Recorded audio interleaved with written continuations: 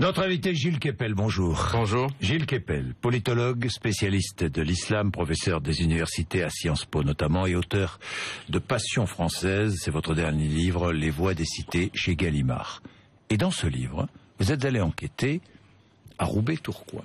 Alors, à Roubaix et à Tourcoing, évidemment nous allons parler de Nemouche, de son parcours, de cette radicalisation en prison, nous dit-on, c'est ce que dit une partie de sa famille. Nous allons parler de ces Français qui partent faire le djihad en Syrie. Roubaix-Tourcoing, vous êtes allé dans la cité où a grandi Nemouche. Oui, à la Bourgogne, effectivement, qui est une cité chaude, difficile, qui est juste à la frontière belge du reste, et dans laquelle on compte effectivement un certain nombre aujourd'hui, comme dans l'agglomération roubaisienne, de mosquées salafistes. Et il y a une ambiance qui s'est créée aujourd'hui. Alors bien sûr, ça ne concerne pas la totalité de la population, si vous voulez, mais quand on grandit dans ces quartiers, quand on est abandonné par la famille, quand on connaît des difficultés sociales de tous ordres, c'est très présent. Ce qui m'a beaucoup frappé dans cette enquête, ça fait 30 ans que je suis les réalités de l'islam en France, c'est aujourd'hui l'ubiquité, la présence un peu partout de ces groupes salafistes qu'on voit avec leurs longues barbes, avec les femmes en niqab, etc., même si c'est interdit. Alors, tous les salafistes ne sont pas violents. Un certain nombre veulent simplement rompre en valeur avec la société française, quitter le monde de l'impiété, mais si vous avez là-dedans un imam autoproclamé sur l'internet, un prédicateur ou autre, qui pousse à basculer dans le djihad armé, à partir de ce moment-là, l'étincelle se produit. Vous les avez rencontrés, ces imams là-bas? Un certain nombre d'imams, qui sont alors donc quand ils me voient bien sûr, ils me disent nous on n'est pas du tout favorable à la violence, etc. On est simplement désireux de marquer une rupture avec les valeurs de la civilisation occidentale et donc de vivre d'une certaine manière à côté, de vivre en parallèle. Bon. Alors ça, à la limite, on peut considérer que les sociétés pluralistes l'acceptent. C'est fait dans d'autres religions aussi éventuellement, mais tout le problème c'est dans quelle mesure est-ce que se constitue un terreau sur lequel le basculement dans la violence va se produire. Et c'est là que l'affaire de la prison est extrêmement importante. La prison, c'est un peu le détonateur. Il y a un terreau, et le jeune qui est un peu désorienté, un peu perdu, qui a commis des actes de délinquance plus ou moins graves, se retrouve en prison et là au contact. Et c'est là où je ne comprends pas comment, dans les prisons françaises, le prosélytisme peut-il se développer. Comment ? Je ne sais pas, Jean-Jacques, si vous avez vu ce film Un prophète, qui est absolument extraordinaire, qui montre la situation dans les prisons. Bon, alors bien sûr, il y a des travaux spécialisés, beaucoup, mais ça, cette fois, est très frappant. Vous savez, la prison, c'est un lieu épouvantable, en fait. C'est un lieu dans lequel, en principe, on travaille à la réinsertion, mais là, les phénomènes qui se produisent sont des phénomènes de désinsertion. La prison est devenue l'incubateur principal de ce genre de choses. Vous avez des jeunes qui sont perdus, qui sont passés dans la délinquance, dans la déviance sociale, et vous avez des prédicateurs radicaux ou des détenus qui sont dans cet état d'esprit et qui vont dire si tu es là, c'est pas ta faute, c'est la faute de la société des impies, et pour te refaire une conduite, une victime en quelque sorte. Tu es une victime, c'est à Dieu c'est envers Dieu qu'il faut que tu te rachètes. Et à ce moment-là, c'est les barbes, c'est la prière, c'est le ramadan, qui peuvent être des choses tout à fait normales à faire quand on est croyant, respectable. Mais on passe donc d'une remise en ordre religieux vers ensuite d'autres objectifs. Il dit après on va faire le djihad. C'est la raison pour laquelle vous dites attention, on dit radicalisation en prison, oui, mais enfin radicalisation parce qu'il y avait matière à radicaliser, si je puis dire, notamment chez Nemouche, comme chez d'autres. Voilà, lui bien sûr il est suspect pour l'instant de ça, mais c'est un phénomène qui n'est pas particulier, un profil qui malheureusement n'est pas surprenant, puisque ça ressemble bien sûr de façon très frappante au profil de Mera. La grande différence, c'est la Syrie. C'est-à-dire qu'aujourd'hui, il y a derrière la référence à la Syrie, qui est une référence, la lutte contre le régime Bachar al-Assad est une référence positive au-delà des milieux djihadistes ou du monde musulman ou autre. Un grand nombre de démocraties occidentales ont demandé la chute de Bachar al-Assad. Simplement, elles n'ont fait que le demander. Il y a eu des paroles vaines, et dans le gouffre entre ces paroles vaines et la réalité, se sont engouffrés justement, ont proliféré ces militants qui ont pris les choses en main et qui ont ensuite basculé, après un moment de lutte contre le régime où il y avait plutôt des organisations démocratiques, dans le djihadisme radical. Certains de ces groupes, d'ailleurs, sont assez suspects. l'État islamique, le groupe qui s'appelle l'État islamique en Irak et au Levant, Daesh en arabe. On ne sait pas très bien dans quelle mesure il n'est pas aussi manipulé par les services de certains pays. On dit comme ça, tiens, vous voulez la chute de notre régime, mais finalement, notre régime, c'est encore mieux que le chaos qu'on va vous réexporter, si vous voulez. Donc on est là au croisement de plein de choses, à la fois de ce discours de la nouvelle phase du djihadisme et puis de la déchirure du tissu social dans les cités paupérisées. Dans les cités paupérisées. C'est un parcours initiatique, le djihad en Syrie finalement. Oui, c'est ça, c'est-à-dire qu'on doit passer par le djihad en Syrie pour conquérir, si je puis dire, ces titres de gloire dans le monde radical. Il y a ça, puis si vous voulez, on est dans une nouvelle phase, c'est-à-dire à l'époque du 11 septembre, on était dans une sorte de djihad organisé, c'est-à-dire djihadisme organisé. Ben Laden payait les billets d'avion, payait la formation de pilotes, etc., désignait les cibles, etc. Ça a été cassé par la contre-offensive occidentale. Et aujourd'hui, il y a cette nouvelle phase du djihad, dont l'idéologue en chef est un ingénieur syrien formé en France, d'ailleurs, qui s'appelle Abou Mus'ab al-Souri. Donc on fait venir des gars actuellement en Syrie, avant c'était en Afghanistan ou ailleurs. On les formate, on leur apprend le maniement d'armes et ensuite on les lâche dans la nature avec pour objectif de viser ce qu'ils appellent des cibles à basse intensité, qui sont peu défendus et qui peuvent faire le maximum de tintamarre médiatique. Donc on les renvoie comme des bombes à fragmentation, en quelque sorte, qui se disséminent un peu partout, notamment en Europe, puisqu'il y a, je sais pas, on dit 2500 jeunes Européens partis, ou moins jeunes d'ailleurs, partis faire le djihad en Syrie. Les chiffres fluctuent, parce que je vois les ministres, parce qu'on ne sait pas très bien, parce qu'on ne sait pas où est la barrière, justement. Dans les procès que j'ai suivis, un certain nombre de jeunes qui partent en Syrie. Qu'est-ce que vous allez leur dire s'ils vous disent je vais lutter pour faire tomber le régime dictatorial de Bachar el-Assad? Après tout, c'est une cause dont tout le monde se réclame, dont beaucoup de gens se réclament, pas uniquement des radicaux, vous voyez.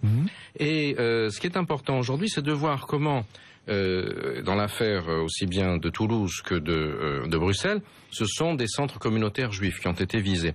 Pour quelle raison? Parce que parmi les cibles qui sont désignées dans le livre sur Internet d'Abou Mus'ab al-Souri, justement, il y a les cibles juives, les casernes, les grands rassemblements sportifs. Rappelez-vous l'affaire Tsarnaev, les frères Tsarnaev à Boston, c'était ça, parce que c'est relativement facile à atteindre, ça ne coûte pas cher, quel Kalachnikov, des cartouches, etc. Et le retour sur investissement, si j'ose employer cette expression monstrueuse, est énorme. C'est effroyable. Et ça, et vous l'avez aussi quelque chose qui est très frappant. Si le suspect est bien le responsable de ces actes, ce qu'on a vu au musée juif, c'est-à-dire ce meurtre de sang-froid, qui est aussi terrible que celui qui a eu lieu à Toulouse, qui est ensuite contrasté par l'arrestation dans cet autobus pas très cher, qui est l'autobus des petits dealers qui vont d'Amsterdam à Marseille, et l'arrestation a eu lieu grâce aux douaniers qui cherchaient des trafiquants, et pas du tout toute autre chose. Et ça c'est extrêmement frappant aujourd'hui, et ce qui est aussi terrible, c'est l'histoire de la petite caméra, la GoPro, la GoPro, qui sert finalement à faire le lien entre le monde fantasmé, le monde du virtuel, finalement, des wargames, parce que tout ça est destiné à être mis en ligne ensuite sur les sites sociaux, et puis le monde réel, c'est-à-dire on tue des êtres humains. Et on oublie, on est devenu décervelé, on oublie qu'on tue des êtres humains, on fait comme si on abattait des avatars en appuyant sur sa PlayStation. Et ça, c'est quelque chose de terrifiant. Et cervelé, vous venez de prononcer le mot. On les quoi? Ils sont décervelés. Décervelés, décervelés par la mise en condition. Par la mise en condition. Et ça, c'est rendu possible, je crois, en grande partie à cause d'une situation de dérédiction sociale. Il faut bien voir que notre société aujourd'hui, avec le chômage, c'est pas une excuse, mais avec l'absence d'emploi, n'a plus grand-chose à offrir à un certain nombre de jeunes qui sont dans ces cités ghettos. Quand je faisais l'enquête à Roubaix, à Tourcoing, mais aussi à Marseille, la sénatrice Samia Ghali, dans l'entretien, m'explique comment les dealers ont conquis une emprise extraordinaire sur les cités, font les services sociaux, etc. Et qu'est-ce qu'ils faisaient à Marseille? On ne le sait pas pour l'instant, on ne sait pas encore. Pourquoi? Est-ce qu'ils voulaient rejoindre le Maghreb? Certains disent ça, avec toute cette quincaillerie, cette panoplie, c'est un peu complicé. Ou est-ce qu'il y avait la possibilité d'autres actes délinquants, vous voyez? Et donc ça, effectivement, c'est très frappant. Mon livre s'intéresse à Marseille, à Roubaix-Tourcoing, et ce garçon fait l'itinéraire contraire en passant par Damas. Oui, il y a des itinéraires d'ailleurs. Est-ce qu'il y a des itinéraires? Oui, il y a des itinéraires. On passe par la Turquie, on passe par... voilà, oui, il y a des filières. Voilà. Ça, c'est vraiment... très frappant. On l'a vu par exemple avec la sœur de Mera, la sœur de Mera, qui avait défrayé la chronique parce qu'elle avait été enregistrée en caméra cachée, donnant des propos terribles. Et d'après les informations qu'on a, donc elle est partie. Mais c'est très simple.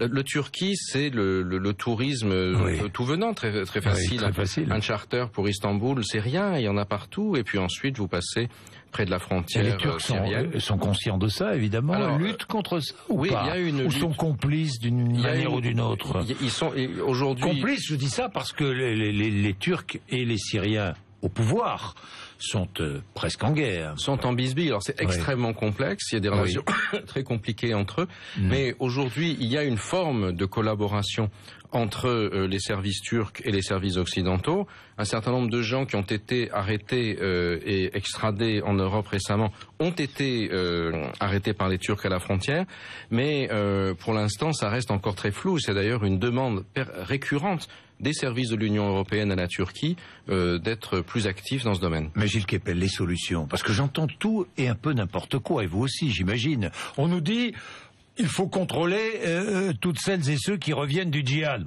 Pas facile, non?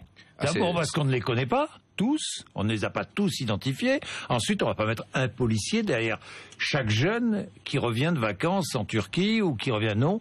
Oui, puis ça pose le problème de ce qu'on appelle aujourd'hui l'association de malfaiteurs en vue d'une entreprise terroriste. C'est-à-dire, si vous êtes soupçonné de vouloir commettre des actes de terrorisme, vous pouvez être mis en garde à vue pendant un certain temps, etc. Mais où est la frontière? Quelqu'un qui n'a rien fait de mal, a priori, qui n'a pas commis. Comment est-ce que vous allez le mettre en garde à vue pendant X temps? Quelle est la base juridique? C'est assez flou. Et de ce point de vue-là, la législation qui avait été faite pour contrer la première phase du djihad, celle de Ben Laden, aujourd'hui s'avère floue, s'avère difficile. Alors, mais il me semble que l'enjeu principal aujourd'hui, c'est la question de la prison. Et là, là on touche vraiment à quelque chose. Alors j'ai entendu Christiane Taubira nous dire il faut mettre plus d'imams en prison. C'est-à-dire que qu'on ait une gestion de la religion avec des individus qui sont fiables, c'est très important, puisque aujourd'hui le problème c'est que depuis que le Conseil français du culte musulman et autres a perdu véritablement son influence, on a une espèce de surenchère à la radicalisation sur l'Internet qui fait qu'il n'y a plus véritablement de normes, de référence, si vous voulez. Ça, c'est un vrai problème.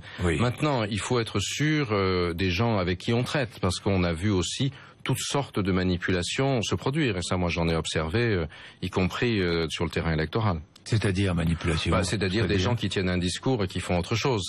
C'est humain. Ça c'est un grand classique. C'est un grand classique. Alors, le ministre de l'Intérieur a mis en place un plan fin avril, annoncé le 30 avril dernier, des mesures contre le recrutement de Français pour le djihad. Oui, c'est intéressant dans la mesure où les familles peuvent se faire connaître si un de leurs proches est parti ou a disparu à travers un numéro vert, mais ça a ses limites, j'imagine. Oui, ça a ses limites, mais ce qui est très important, c'est justement d'établir le contact avec les familles et le contact avec le milieu. Pour savoir. Pour l'information, le renseignement. Voilà, et pour les avertir, parce que sinon on va aboutir à ce que souhaitent les gens comme Abou Moussa Bassouri, c'est-à-dire ces théoriciens du djihadisme nouvelle vague, c'est-à-dire à des clivages à l'intérieur de la société française, entre d'un côté une population musulmane qui se sent persécutée, montrée au doigt, stigmatisée, et les autres. Et ça, c'est ce qu'ils veulent, c'est ce qu'ils souhaitent, parce que plus il y aura de montée de la tension, plus il va y avoir d'enfermement communautaire, et plus ces groupes pourront recruter largement. Donc ce qui est important, c'est de casser ce processus, et casser ce processus, effectivement, ça passe par le contact avec les familles, par le contact avec la société civile dans les quartiers populaires, par l'identification des enfants qui ont des problèmes, et par le soutien à des familles qui sont généralement complètement désemparés face à ces phénomènes. Et ça, c'est très important. Donc là, la question n'est pas uniquement une question policière. Elle est policière, c'est très important. Elle est aussi douanière, comme on l'a vu, mais elle est également politique. Et ça, c'est un vrai enjeu. Est-ce que vous pensez que dans certains quartiers, cette radicalisation est en progression? Franchement, vous qui avez enquêté, qui avez regardé ça de près depuis des années. Alors, il y a les deux qui se passent. C'est-à-dire, moi, ce qui m'a beaucoup frappé en faisant cette enquête, qui était une enquête principalement auprès des candidats issus de l'immigration maghrébine, pour l'essentiel, aux législatives de 2012, c'est la masse de gens qui sont pénétrés des idéaux d'intégration républicaine, de participation aux élections. Et ça, c'est un phénomène massif et très important. Mais malheureusement, à côté, vous avez dans les groupes qui sont marginalisés, qui sont beaucoup moins importants en nombre, il n'y a aucun doute, des paroles dissidentes qui sont très préoccupantes. Moi, en 30 ans, que je fréquente cet univers, j'avais jamais vu la prégnance de la mouvance salafiste de façon aussi visible. Et alors, là encore, il y a salafistes et salafistes, mais ça pose un véritable problème et ça nous indique quelque chose sur l'état de notre société. Et ça, je crois que les politiques ont beaucoup de mal à le prendre en compte, ont beaucoup de mal. S'intéressent-ils à ces questions-là ? Pas énormément. Et d'une certaine manière, le suivisme de la grande presse a du mal parce que ce sont des questions qui nous posent des problèmes très profonds sur notre propre société. On préfère se gargariser, dire que tout va bien. Il ne s'agit pas de crier au loup, qu'il fût solitaire ou non. Mais je crois qu'il faut voir en face quelles sont les difficultés qui se produisent aujourd'hui dans les quartiers populaires déshérités et en quoi l'articulation entre ce discours, ce verbiage du djihad New Look et la déchirure sociale crée ces problèmes. Et il faut le traiter, il faut réfléchir à ça. Je crains que ce ne soit pas fait. Mais Gilles Kepel, pour reparler de la Syrie, le fait qu'aujourd'hui l'opposition à Bachar el-Assad perde du terrain en Syrie, ça a des conséquences aussi, j'imagine, que ça encourage une forme de radicalisation, de recrutement plus important ailleurs, parce qu'il faut les combattre, il faut des combattants pour lutter contre le régime. Il y a ça, bien sûr. Et qui finance d'ailleurs? On dit toujours le Qatar, l'Arabie Saoudite, c'est vrai ou c'est pas vrai? Alors déjà, il faut voir une première chose, c'est que Bachar el-Assad, aujourd'hui nous sommes le 1er juin, le 2 juin, donc demain en principe, il est réélu triomphalement entre guillemets.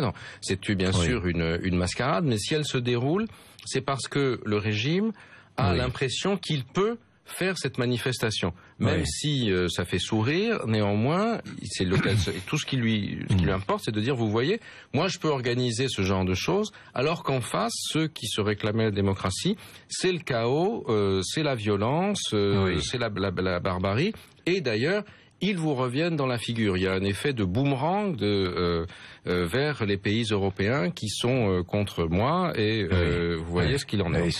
Donc là, on est évidemment dans une logique où on voit bien comment les enjeux internationaux et les enjeux internes de l'Europe s'interpénètrent, et comment nos gouvernants sont parfois peut-être imprudents de prononcer des paroles quand ils ne peuvent pas assumer les actes qui conduisent ces paroles. On peut être contre le renversement du régime syrien, bien sûr, mais encore faut-il pouvoir s'en donner les moyens. Je crois que c'est ça qui est très important. Sur l'affaire syrienne elle-même, ce qui se passe aujourd'hui en Syrie fait également un peu penser à ce qu'on a vu en Algérie ou en Tchétchénie. Ce sont d'ailleurs les conseillers soviétiques, désormais russes, qui sont les maîtres un peu de la contre-insurrection dans ces pays-là, qui sont derrière les gens au pouvoir. Et en Algérie, on avait bien vu comment on avait inoculé le djihadisme radical dans les rangs de l'opposition islamique. Les groupes se battaient les uns les autres. Vous vous souvenez, et on n'avait pas l'internet à ce moment-là, ni les réseaux sociaux, donc on voyait moins d'images. C'est la grande différence. On est submergé par les images Syrie. Vous mettez sur YouTube et vous faites djihad Syrie, et vous avez toutes les atrocités que vous voulez. Et dans les deux camps d'ailleurs. Et donc là, on voit bien comment la fragmentation, c'est ce que avaient fait les Français pendant la guerre d'Algérie, la bleuite, la fragmentation entre les différents groupes, l'inoculation du djihad radical à l'intérieur de l'opposition fait exploser celle-ci, et quand l'État islamique se bat contre le front Al-Nosra, etc., évidemment, le régime syrien ne peut en tirer bénéfice. Et les plus radicaux sont vraiment, je terminerai avec ça, parce que je l'entends de tous les côtés, sont vraiment financés par le Qatar ou l'Arabie Saoudite ou pas? Alors, ça a beaucoup changé puisque, comme vous avez vu aujourd'hui dans la péninsule arabique, il y a une très grosse ligne de clivage entre le Qatar d'un côté, les Saoudiens et les Émiratis de l'autre. Le Qatar étant accusé par ses adversaires de soutenir les frères musulmans que les Saoudiens voient comme leurs principaux adversaires. Et aujourd'hui, justement, les Saoudiens qui avaient au début beaucoup aidé et financé le djihad en Syrie pour faire tomber Bachar al-Assad, perçu comme un allié de l'Iran, sont un peu comme les Européens parce qu'ils voient des Saoudiens, citoyens, des sujets saoudiens qui vont en Syrie et qui se mettent tout de suite sur l'Internet et qui disent la route de Riyad passe par Damas, d'abord on va tuer tous les impies ici et ensuite on va faire la peau au régime saoudien qui adore le baril et le dollar avant d'adorer Dieu. Donc aujourd'hui ils sont en plein rétropédalage et il commence à y avoir une coordination entre les services saoudiens, les autorités saoudiennes et européennes. Néanmoins, la question qui se pose, c'est le salafisme dont les principaux oulémas se trouvent toujours en Arabie Saoudite aujourd'hui. Merci Gilles Kepel. Passion française, les voix des cités, c'est chez Gallimard. Il est 8h56.